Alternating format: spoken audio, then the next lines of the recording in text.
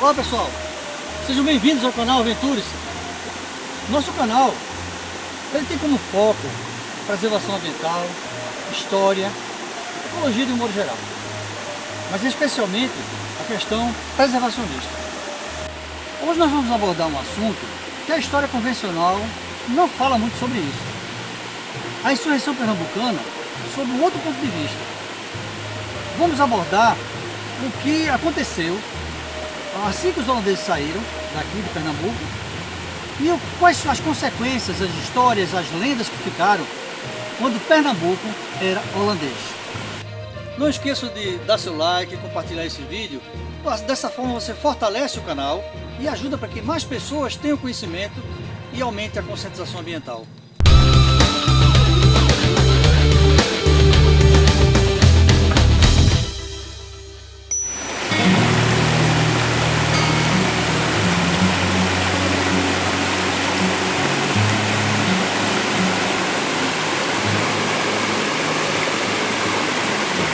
No século XVII, toda a região da Mata Atlântica pernambucana era dominada pelos engenhos de cana-de-açúcar.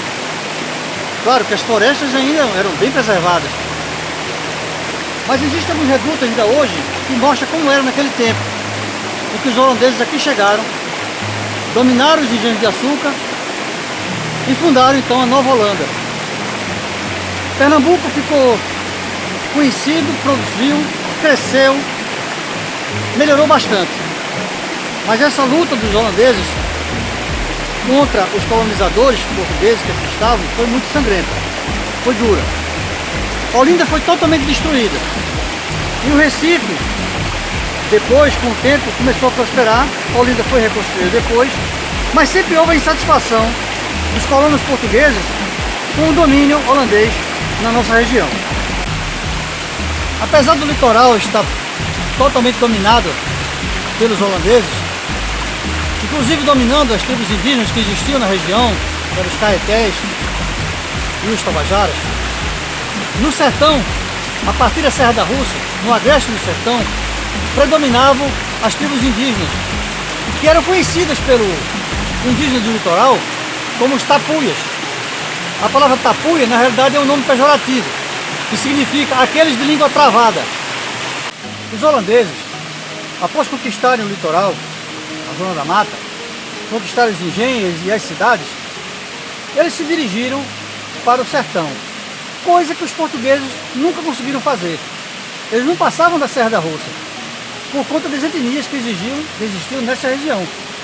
Os indígenas que habitavam a partir da Serra da Rússia, a partir do agreste, pegando para o sertão, como os carapotóis, os canidés, os cariris, eram etnias muito bravas, indomáveis, e também tinham o hábito de comer os seus inimigos. Os holandeses então fizeram o inédito, conseguiram conversar com eles e fazer amizade com eles. Tanto é que durante a insurreição pernambucana, muitos indígenas sertanejos se juntaram aos holandeses contra os insurgentes, contra os portugueses e colonos da região. O que foi para os indígenas do sertão um castigo terrível depois. O governo português aqui no Brasil nunca ficou muito interessado em pesquisar sobre o que nós tínhamos aqui, sobre a nossa região, sobre as matas, as florestas, os animais. Não houve essa preocupação de início. Já os holandeses, quando aqui chegaram em Pernambuco, foram logo catalogar tudo.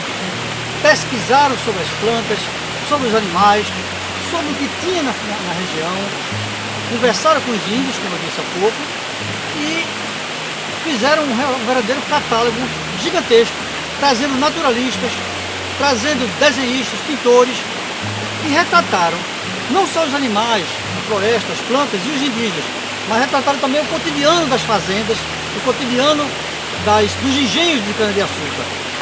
Foi um retrato fiel de uma época e que hoje está registrado em grande parte em Amsterdã, na Holanda.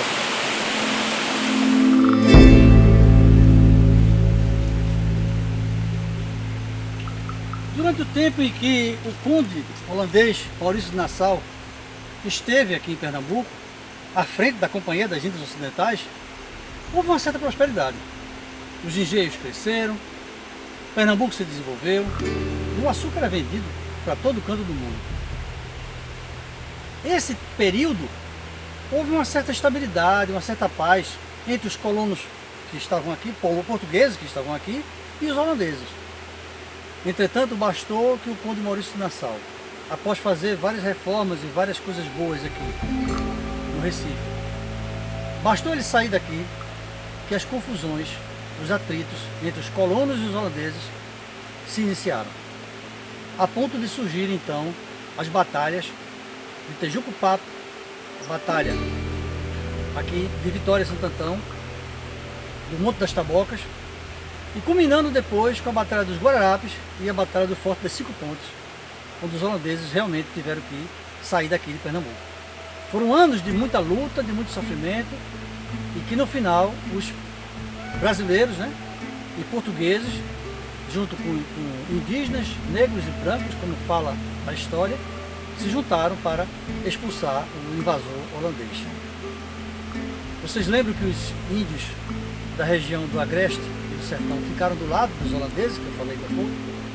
Eles sofreram uma retaliação tremenda logo depois da guerra, onde começaram as incursões, principalmente trazidas por bandeirantes vindos de São Paulo para Pernambuco, e esses bandeirantes entraram nos sertões. Um deles foi Domingos Jorge Velho, que entrou nos sertões de Pernambuco a caça aos indígenas. Nos anos que se seguiram à insurreição pernambucana, iniciou-se o que os historiadores chamam de a Guerra dos Bárbaros. De 1650 até 1720, os colonizadores se lançaram pelos sertões à caça dos indígenas. A intenção era limpar as terras nordestinas e implantar a criação de gado para abastecer as capitais. Dos milhões de indígenas nordestinos, hoje só resta pouco mais que 100 mil.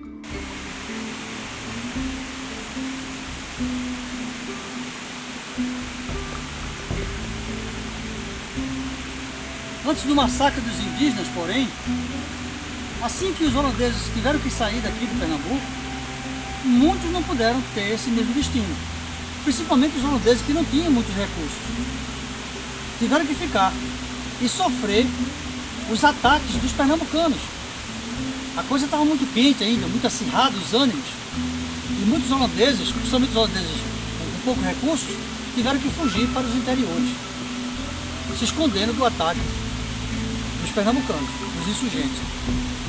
Esses interiores eles encontraram abrigo exatamente nos locais onde os indígenas eram simpáticos a eles, na região de após a Serra da Rússia e Agreste, Gravatá, Bezerros, Toritama, Caruaru, foram locais onde esses holandeses migraram para lá.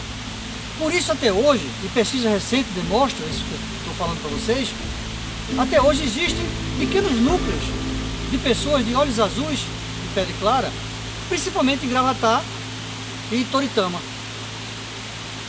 São realmente, sem saber, eles são descendentes dos holandeses que existiam nessa região.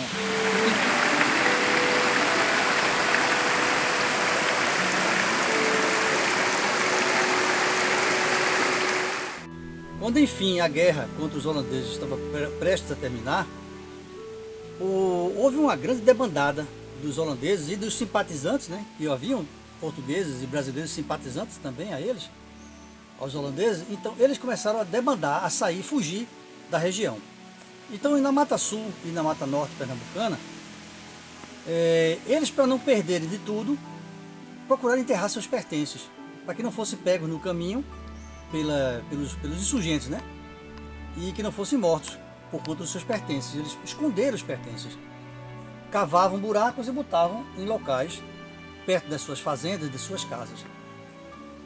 Isso se tornou até uma lenda, porque hoje nós falamos muito das questões das botijas, que são esses tesouros enterrados pelos holandeses.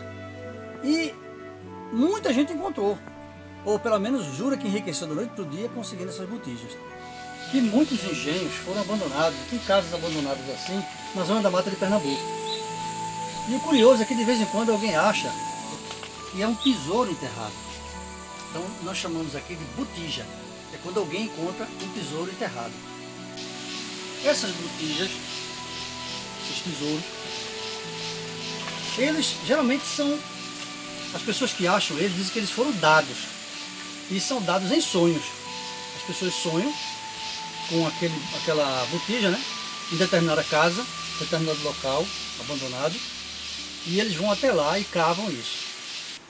Locais como Tamandaré, como na Mata Sul, né, Tamandaré, como Escada, Rio Formoso, esses locais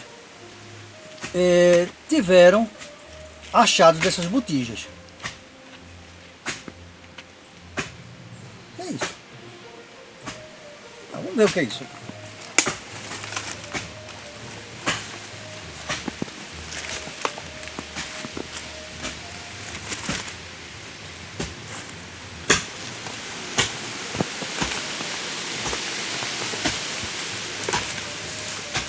que é que você está fazendo aí? Poxa, tô atrás de botija dos holandeses. É, cada uma, né, gente? É, tô atrás de botija. Deixaram aqui pra gente procurar, e eu tô procurando aqui. O pessoal falou que tinha aqui muita, eu tô atrás. E agora, Ele achou alguma coisa ali, né? foi. Pelo menos um negócio de barro ali, ele achou ali, uma panela de barro.